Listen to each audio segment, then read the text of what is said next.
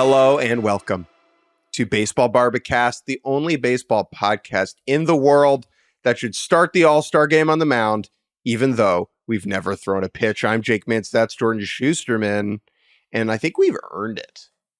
Yeah, you know, so much discourse about Paul Skenes starting the All-Star Game, and it's like the American League doesn't exist. Nobody cares who starts for the American League. I think as long as Paul Skenes is starting for the National League, I think we could go out there and start for the AL, and I think most people would be satisfied. We are going to talk about that concept and just the concept of All-Star Game starter, which is both an obvious honor and also kind of a random one throughout the course of history due to a bunch of factors. We have a couple things that we absolutely need to talk about. Two hitters that are on some pretty significant hot streaks. Rece Hinds over the last 48 hours and Rowdy Tellez over the last 480 hours. I don't know how long an hour is, how many hours a month is off the top of my head. And then after the break, talk about our couple of all-star replacements. The home run derby field is finally filling out. And some coaches said some funny stuff. Or I guess some managers, but we still call them coaches because I guess we're still in college baseball mode. Jake, let us begin, though, with the starter. Of course, that's where we should begin. Next week in Texas. No openers. No openers. No, well, it's funny you say that. The All-Star Game is just one opener after the other. As the All-Star Game starter is an interesting concept. And of course, with Paul Skenes being named to the team and him being all the rage this summer in Major League Baseball, the conversation, should he start? Would it be the right thing for the game to do? I think some of this is a little bit overblown. I think the fact that he will be there is already both deserved and doing most of the job, right? I don't think if he doesn't start the All-Star Game, people are going to forget that he exists and or not watch the next time he starts. However, we do have to acknowledge, even though we are watching, every Paul Skenes start, no matter when it is, this is an opportunity to showcase him. It is an opportunity to showcase some players that some people don't necessarily get to see all the time or are willing to watch all the time. So where do you? Let's start with the Skenes thing, and then let's get to the bigger, who should start beyond him or in the American League. I'd like to start even further back, Jordan, at the Big Bang, the beginning of time. Okay, sure, yeah. I think discussing who should start the All-Star Game this year gets to the very foundation of the point of the All-Star Game itself. And I think it's important to understand like why we even have an All-Star Game to begin with. Back in the day, before there was MLB TV and TikTok and Riz, there was radio and there was going to the yard. Right? Like that was it. And so if you lived in a city with just an American League team or just a National League team, you never got to see the best players in the other league. So, if you lived in, for instance, Cincinnati, Ted Williams was something that showed up in newspapers and on the radio and like the World Series if you were lucky, right? Mm-hmm. And over time with interleague and TV and now MLB TV, where you could just sit here in New York City where I am and watch Shohei Ohtani in Los Angeles like whenever I want. The All-Star Game kind of takes on a different purpose. It's no longer about fans getting a glimpse of all of these players, right? It's about people who maybe aren't fans getting a very abbreviated taste of what the baseball season has been to this point and what it may be for the rest of the year. Now, I don't think that necessarily points to like, oh, and then it has to be Skenes or, oh, then it has to be Chris Sale. Sure. I think it is a really interesting conversation about the point of the game itself and why it exists. I think the important thing to get out of the way, friend of the show and colleague of ours, Russ Dorsey, I believe, was on MLB Network yesterday and had a point about how I think he was insinuating that Skenes shouldn't be an all-star. And like, I disagree with that. Like, I think he has been more than good enough in the relatively short amount of time that he should be an all-star. I think it's fair to push back against the idea of him being a starter But where do you kind of land on all this? Yeah, I think that, again, it's the combination of, okay, this is a chance where a lot of people are watching, and people that haven't necessarily watched him yet can be like, oh, this is now someone I want to follow more, combined with even though it is obviously, I don't know what the artificial, he would face 3 of the best hitters in the world, right, to start the game. And like that in and of itself is a fun thing, right? Those individual matchups, even in games that don't count, that is also one of the beauties of the MLB All-Star Game, is that even though it doesn't matter, you can't half-ass it, right? This is the one thing. We don't even really like the All-Star Game that much, but like Paul Skenes, if he starts the game or whatever he comes in, if he pitches, which it seems like with his schedule he probably will, just because of when he's starting next, which I think is tomorrow, he's not going to go up there throwing 90 miles an hour, right? And this is why baseball has the best All-Star Game. Still, because in football and basketball and hockey, when you watch it, everyone's playing at 85%, and it's just if that, right? And it's just a bizarre disconnect in reality. The pitchers are throwing as hard as they can. Right. Or at least it is a reflective of what they are capable of. And I think that is something that we will never, even if the game and the result doesn't matter, the hitters, like, there's more injury risk if they are not trying, like, that's the thing. Like, they have to go out there and do their best. Now, that said, the when you expand this to just like what an all-star starter is, it's funny, right? Because we are talking about likely 1 inning. Something that I will probably bring back on Friday, I just reminded myself that you can do stat head searches on Baseball Reference for all-star games. And so, which I'm just going to tease that because I have more on that coming on Friday. But just for this purpose, I was like, okay, what's the most innings ever thrown in an all-star game? Right? Because obviously now it's 2 innings max. I'm looking at recently, the most innings anyone's thrown in the last like 10 years is 2. And that was Corbin Burns in 2021.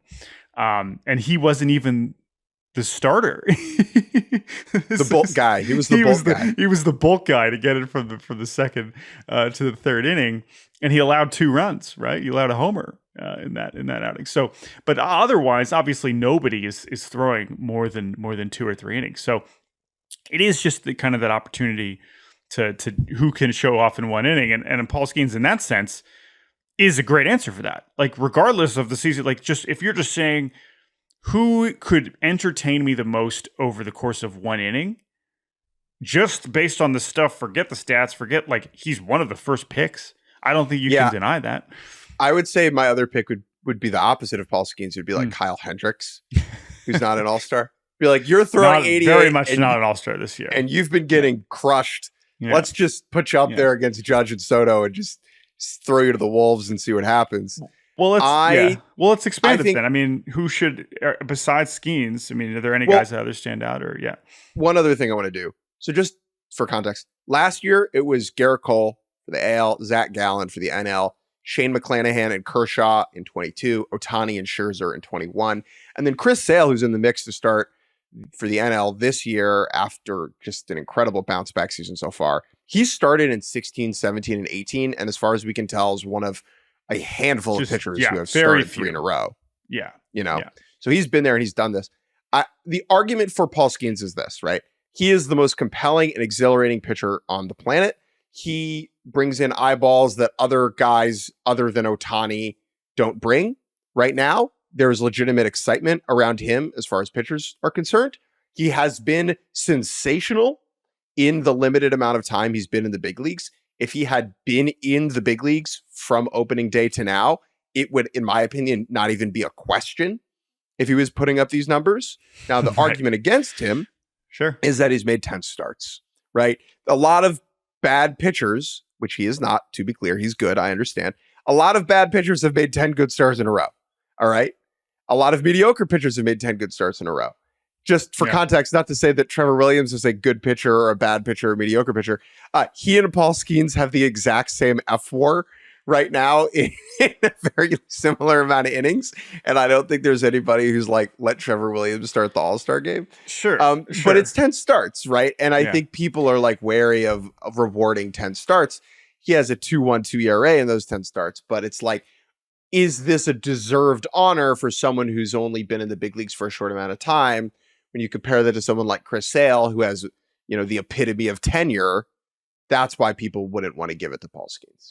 Yeah, but then that gets to the other notion of just like, obviously anyone that gets to do this when they do the press conference the day before is going to say, what an honor, this is so special, blah, blah, blah. And like it is, I'm not saying it isn't, but like, I don't know. I mean, maybe I'm wrong and we can talk to some of these players about this, probably off the record. It's like, is Logan Webb going to be pissed if Paul Skenes starts? Like, is just Chris Sale going to be pissed if Paul Skenes starts? Like, ultimately, the All-Star Game in terms of their participation, I just don't know. They're already there. Like, most people, the fact we had to go back and remind ourselves who started these games in a way that we don't necessarily have to do, which is the number of All-Star Game appearances they make. So that's something that I disagree. I don't know. Yeah. I disagree with that. Like, in my head, I vividly remember Ohtani throwing the first inning in Denver. And I vividly remember Kershaw getting to do it in Los Angeles, right? And I actually remember Shane McClanahan doing that too, because he got knocked around a little bit. But I think it is most people watch the first inning. That's true. That's a good point. Yeah. Right? And I think that's important. I don't even know if I'm taking a stance on whether it is that important or isn't. I just think that's something I'm curious about too, is like how the other players would perceive it. Yeah. If he is chosen. Now that I would imagine that like Logan Webb's teammates are going to be like more ticked about this than Logan Webb. Sure. Yeah. That seems like a fair assessment. Now, as we sit here now, the other starters in the NL, Glasnow scratched, injured. Hunter Green just replaced him. We'll talk about him a little bit later. Imananga, Reynaldo Lopez, Sale, Skenes, Ranger Suarez, Logan Webb, Zach Wheeler. Now Wheeler's not going.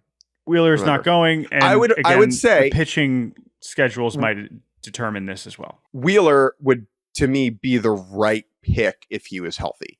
If you want to do the Career Achievement Award, it's only his second All-Star game, which is very bizarre.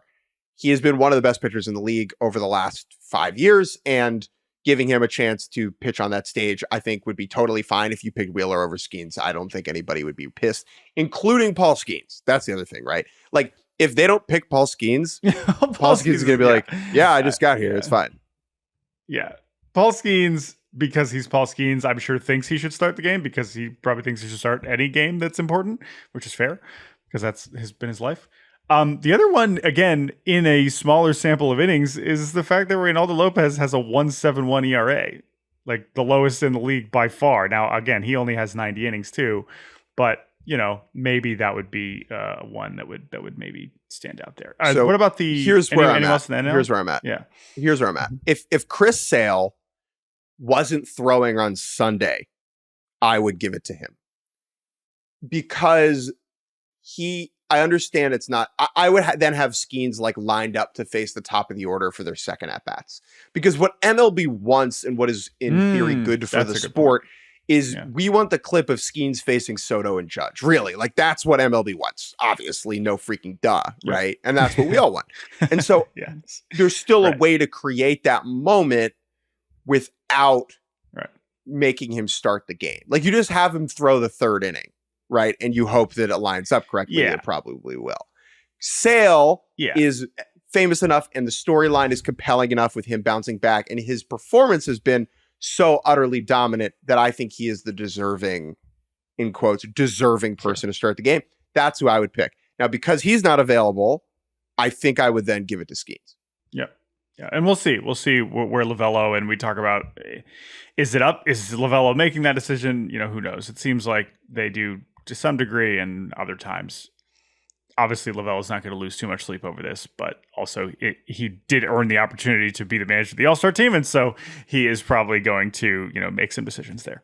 The last thing I'll say here before we move on, I mean, if I understand, like he's not thrown that many innings, but it's not this is not like charity, right? It's not as if like Paul Skenes is Adam Wainwright in his final season. I mean, if you lower. If you have the minimum innings limit at 50 innings, Paul Skenes has the second lowest ERA in the National League behind only Reynaldo Lopez at a 2.12. He has the highest K per 9 in the National League, barely ahead of Tyler Glasnow. Okay. He has been unbelievable.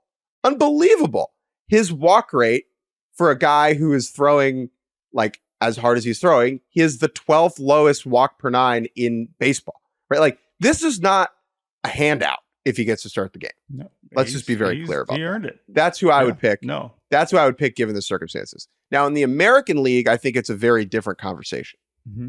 Yeah, I mean, well, clearly because Paul Skenes is not eligible. Now, who would you say if there's one that's, and again, I'm not as locked in on the exact starting schedules, so forgive me if some of these guys like have no chance of doing it.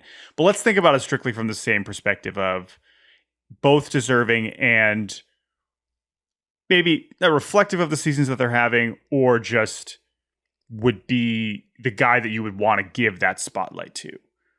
I mean, to me, it's Crochet or Skubal, and I don't even think it's really close.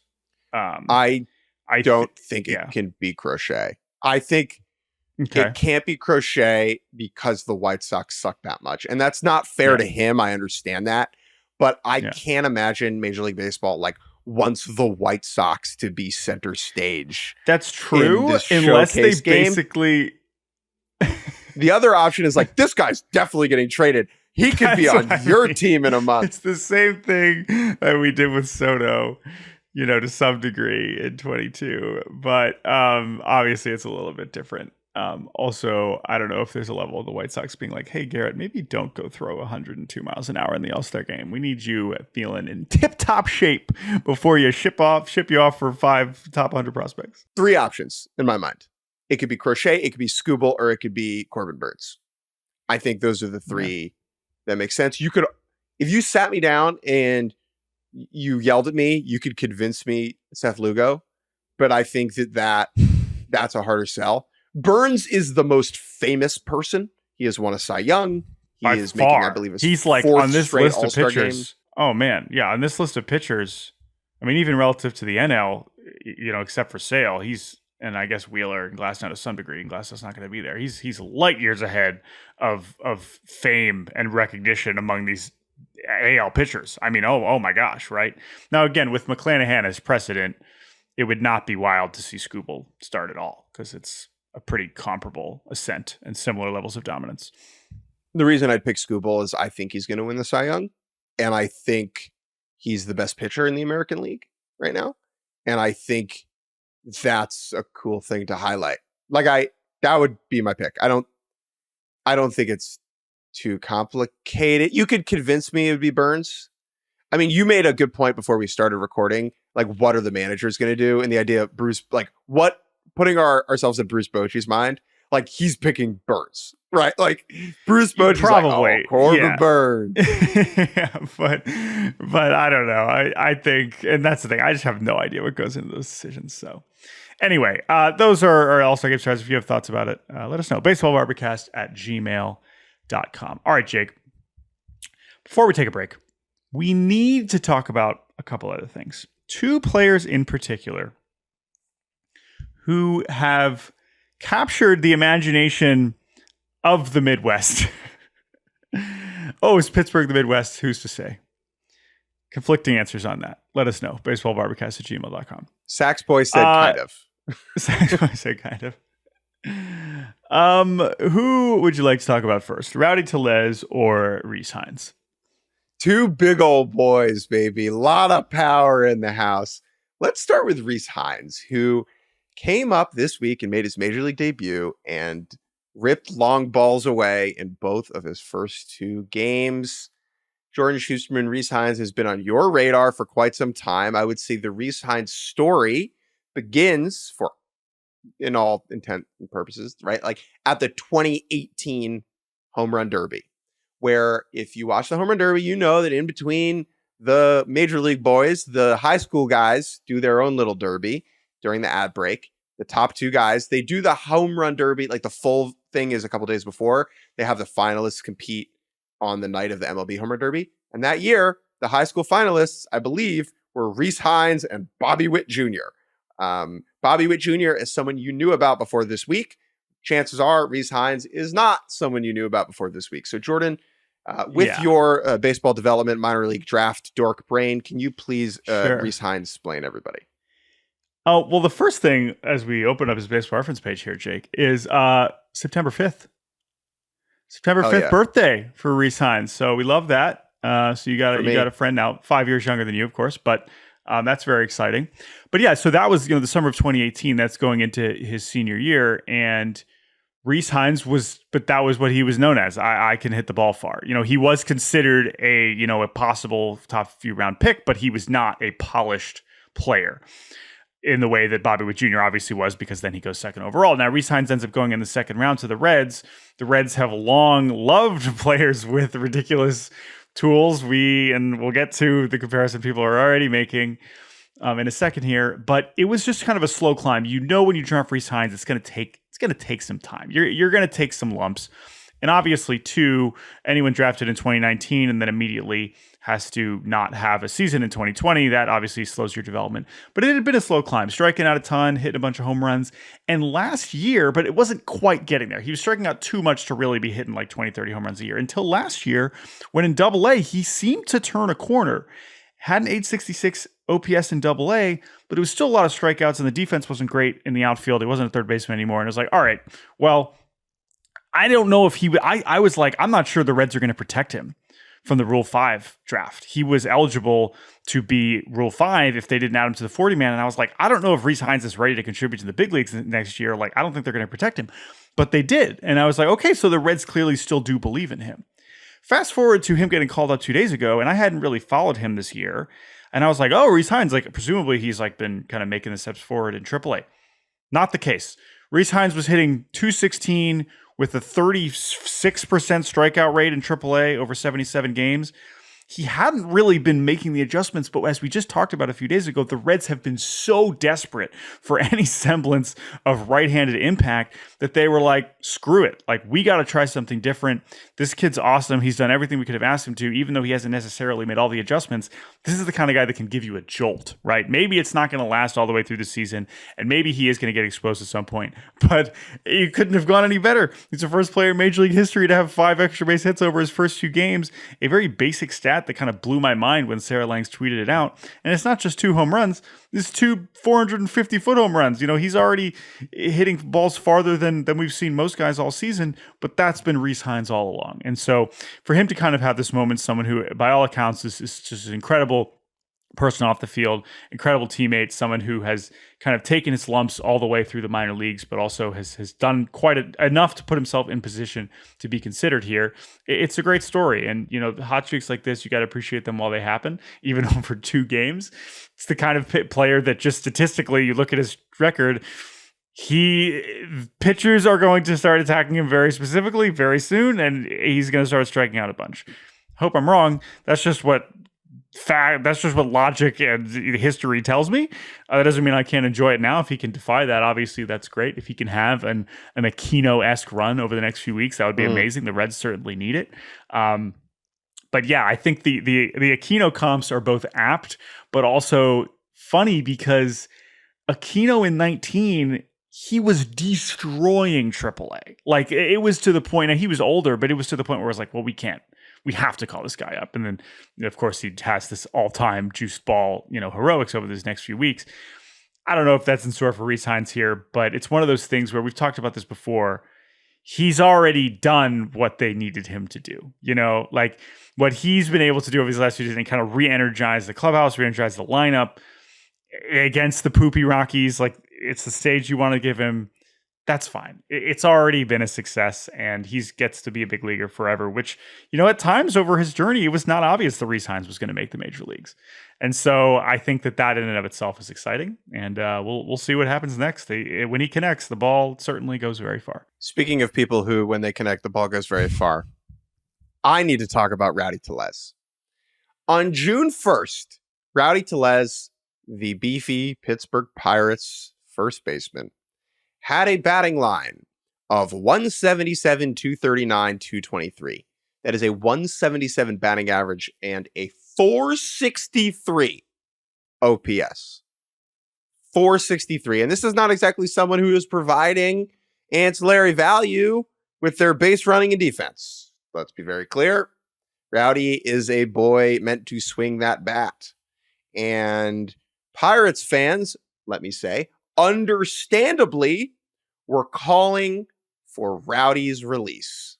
because you can't hit that poorly for a team that is trying to win and for an offense that is scuffling to that extent. But general manager, he's the GM, right? He's not the Pobo. Yeah, they don't have I don't have enough money to have a Pobo and a GM. Yeah, not my president. GM Ben Cherington, not anyone's president. GM Ben Cherington held firm on Rowdy Tellez. And since June 2nd, Rowdy Tellez has turned that beat around. He has an OPS of 1,035. He has a 352 batting average. Now, granted, that is inflated by a 379 it's like literally double batting average on balls in play. Yeah, that's but it's like Rowdy Tellez was like the most unlucky player and was bad for 2 months and has been very lucky and good for about, almost a month and a half now. Here are the players. He has the 10th best OPS over that span. Okay. Here are the players with a better OPS than Rowdy Tellez. This is such a good list. Better players with a better OPS than Rowdy Tellez. I'll set the minimum plate appearances at 80. Yeah, this is since June 2nd, I believe. Yeah, he is. No, I'll set the plate appearances at 60. Let's get weird. Okay. Number one, jump ahead of Aaron him? Judge. Yeah. Aaron Heard Judge. of him. Aaron Judge. Heard of him? Pretty good. Yeah. Number two, Austin Hayes. Sure. That platoon is working out wonderfully for him. So that is true. Yeah. Jose Miranda. Twins. 12 straight hits. Yep. That'll help. Shohei Ohtani. Great. Rafi Devers. No freaking duh. Jordan Alvarez. Yes. Bryce Harper. Very good. Gunnar Henderson. Outstanding. Kyle Higashioka. Padres. Thank you.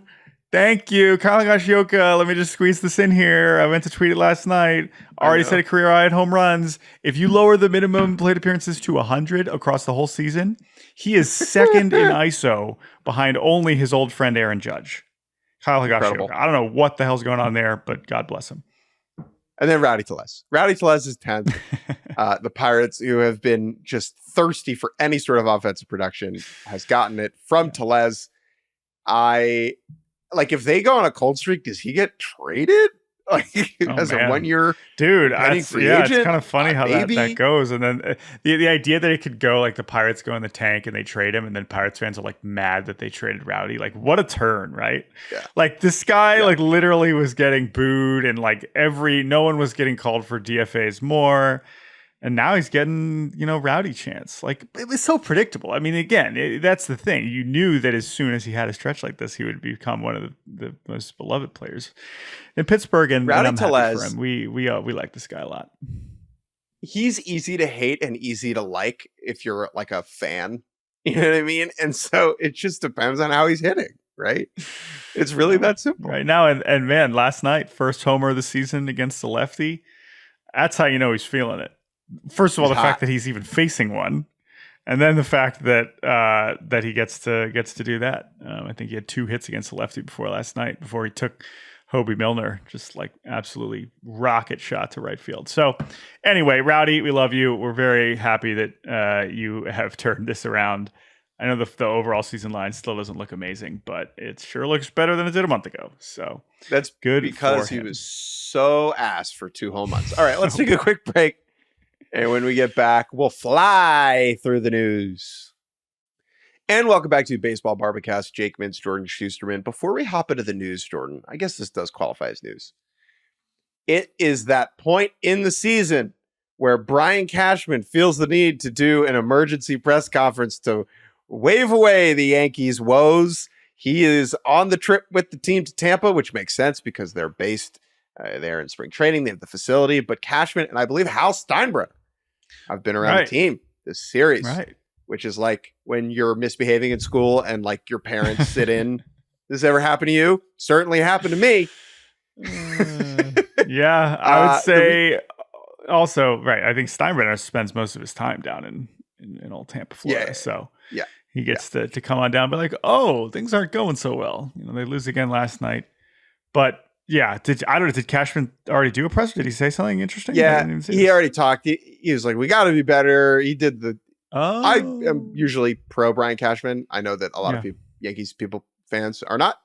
But he didn't say anything particularly revealing or, nothing that really rankled the feathers.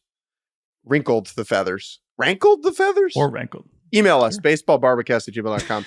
But the reason I bring up the Yankees here is I have a question for you. Okay.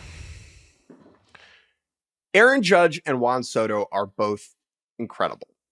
From now, July 10th until the final day of the regular season, which New York Yankee has the third highest OPS over the rest of the season?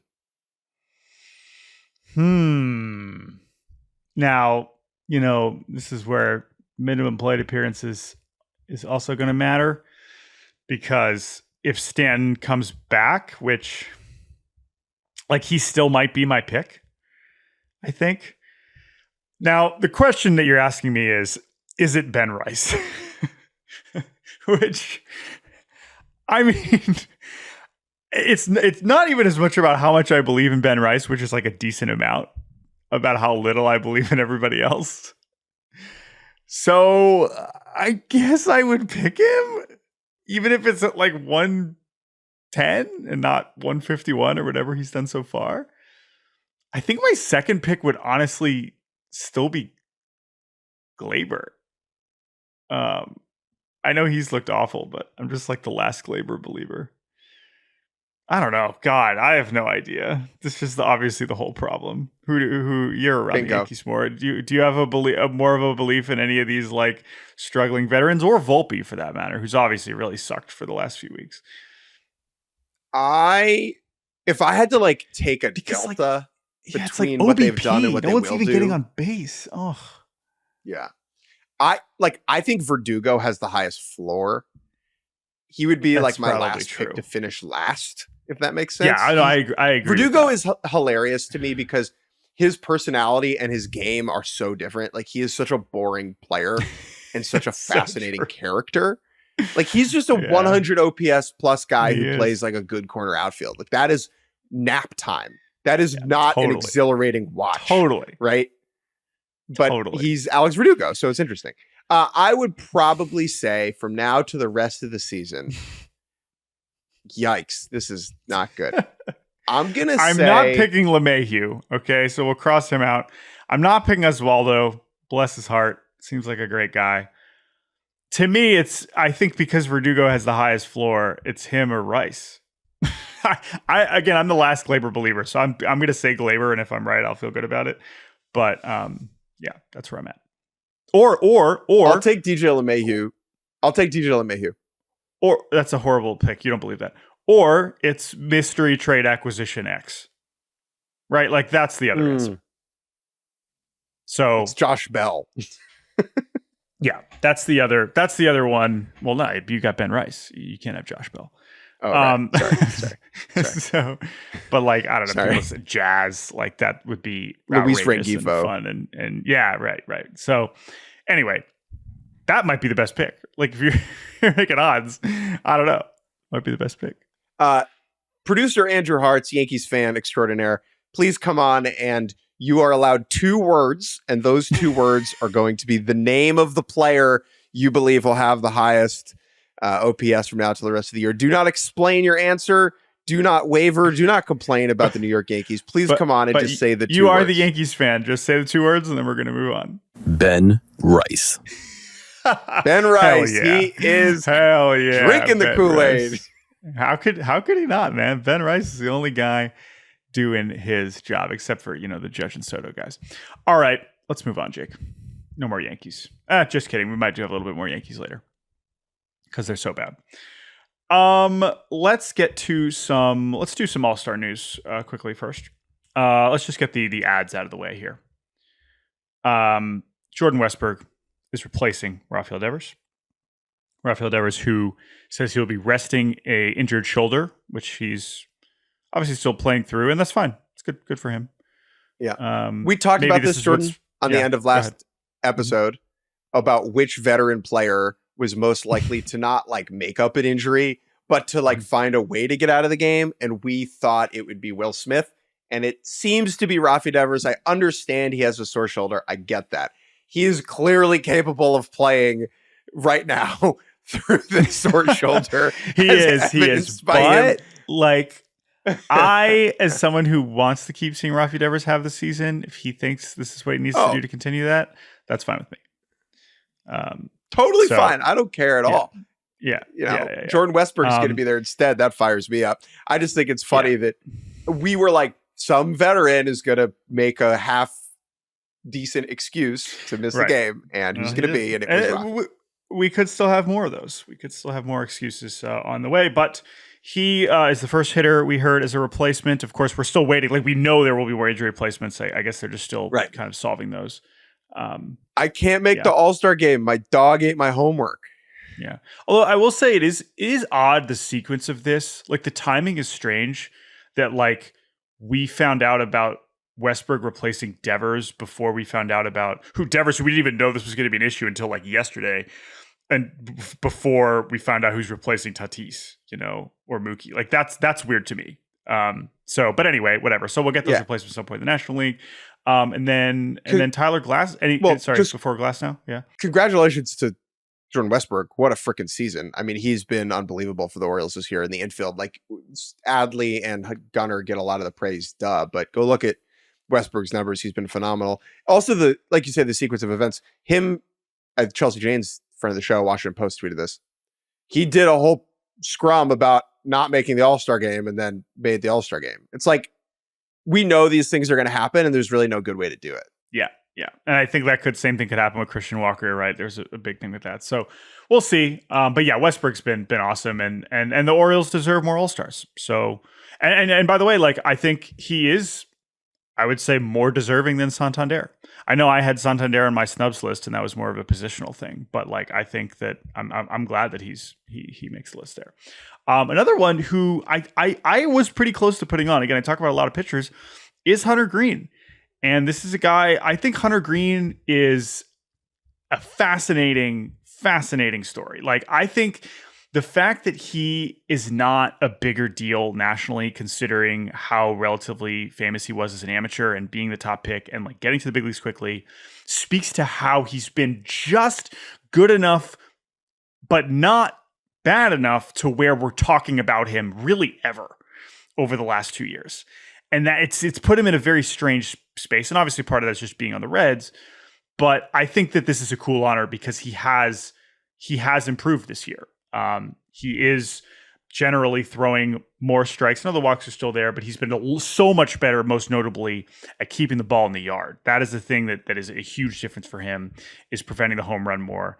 And his pitch mix has just gotten better, and he is just a more mature pitcher. And yeah, I have no problem with him, being an all-star here. I think that's really cool. And he replaces Tyler Glass now, who unfortunately we were all celebrating how healthy he had been, and that he's, careening towards already setting his season, career high in single season innings. And now he goes on the IL with the back injury. So that really sucks if he's not even there, considering this is going to be his first All-Star game. I would love for him to still be there. I don't know if he is, but that would really be disappointing if he's not even going to be there, considering how long we've been waiting for him to finally be an All-Star. So that kind of sucks. And then the other news we got is 2 more home run derby participants: Jose Ramirez of the Guardians and Marcell Ozuna of the Braves. We'll do a whole derby preview on Monday once we have the full field.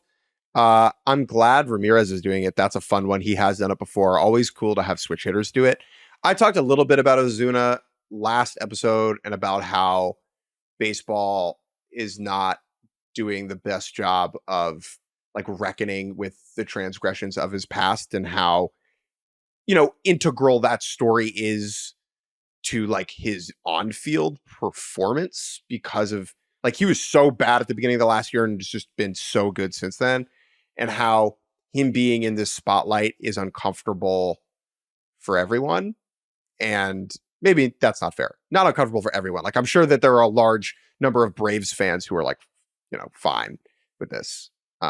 But I'm very interested to see how he gets talked about as we move forward. Mm-hmm.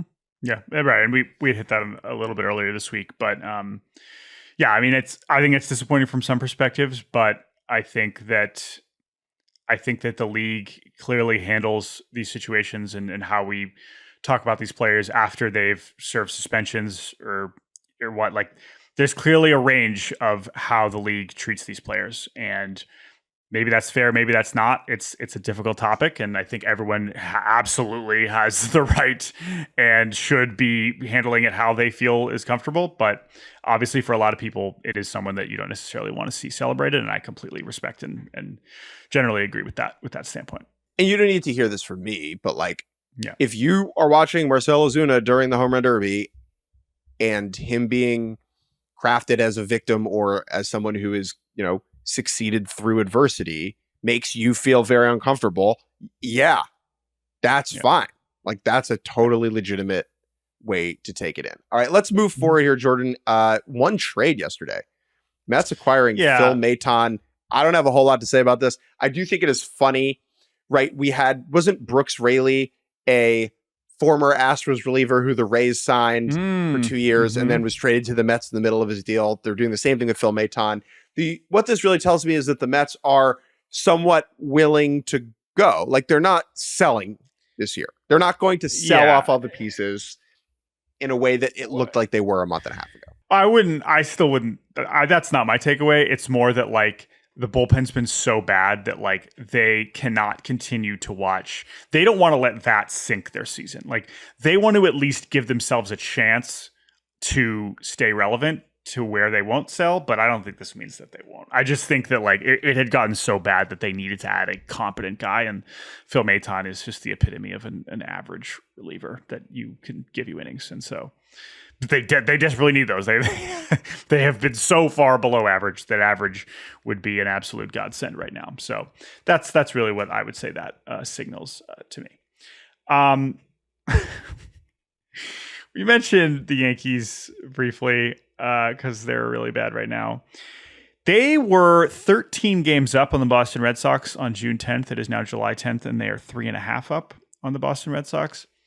And after Boston beat Oakland last night and the Yankees lost to the Rays in Tampa, I loved this quote from Alex Cora, and I just wanted to share it because he's been talking about that. When I was in Boston a few weeks ago, he talked about, like, hey, like, we don't got to talk about the third wild card. Like, let's chase down the Yankees, Let's do it. They're playing like crap. He was saying that 2 weeks ago, and he's still correct. But this quote talking about how it's like, because people are talking about, the Red Sox, what direction are they going to go at the deadline? Well, clearly they can't go backwards. I know Breslow seems been non-committal. Cora's like, we're going. And in Cora's position, he's like, listen, I might not be here next year anyway. Like, as far as I'm concerned, I'm here to win a World Series in 2023 or 2024. Sorry. Like, I'm here. This is why I'm here. So I don't care if you believe in our team or not. Like, I'm here for this year under contract. I'm going to try and win as many games as possible. And so he said, when people are like, oh, is there a window? Are we going for it? Can they Red Sox sneak in here? He said, we saw a window, but I think the window is getting bigger. It's actually a door. Boom. That's a bar. Oh, man. And when he said it, he kind of, like, smirked. He's like, that was a banger. It wasn't like in, like, the motivational, like, fire up guys, but, like, because it was in a press conference setting. But I just love this. Do you think this landed? Do you think that this is a good line, or do you think it's cheesy and kind of not even makes sense? Yes. Yes to both. I mean, it's simple because some windows are bigger than some doors, right? A doggy door versus an enormous glass pane, right. It's different. Right. Stained glass, but huge, I would say the following. It was a window. Now it's a wide open entryway. Now it's a foyer. Now it's a hallway. Now it's it's open, right? That's what you're trying to convey. This is why here's my one critique here, right? He's trying to say that our opportunity is larger than it once was, right? But there are two elements of play. One is the openness of the entity, and the other is the size of the entity, right? How a closed door is less useful than an open window, right? But more commonly than not, a door is easier to open and walk through than a window is. And so I do believe that maybe I am nitpicking, and generally the logic here does track. Yeah, I think that the key point you hit there, which I appreciate, is the ease of access between doors and windows, whether they're open or not. I think that Cora saying that if a door is open, it's going to be easier for us to walk through and, pass the Yankees does make sense, because even if a window is very open, you still have to get through the window, which might require some, you got to climb up on the sill. And this is not one person, crawling through a window. This is 26 big boys. A door is a much easier mode of entry. This wasn't the only silly quote we had from a coach. All 30 teams want Garrett Crochet. This has been making me laugh for the last week. White Sox manager Pedro Grifol was asked about Garrett Crochet. He's been the best pitcher in baseball. Is he going to get traded? He said all 30 teams want Garrett Crochet, including the Chicago White Sox. All 30 teams. And my first thought was, which team wants him the least? And the answer might be the Chicago White Sox. It sure seems that they might be at the bottom of the list as much as they are enjoying the experience right now. They continue to quote, if anybody had Garrett Crochet, all 30 teams, including us, want to be able to keep him build around him, but that's not good business to shut those doors. Oh, back to the doors and windows. Shut those windows. You didn't say shut those windows. It's good business to open them. You have to see what it is, but that's not my job. My job is here, and I'll let those guys up there do that job. I got a take on this. Thank you, Pedro. I would argue more words of wisdom. Yeah, opening those windows. Open up those windows, because windows, you can talk through windows without allowing entry. If you have like a screen, like one of those for bugs. Right. And here's the other thing about that is it shouldn't be easy to trade for or trade away Garrett Crochet. That should not be an easy thing, no matter what, no matter either side, right?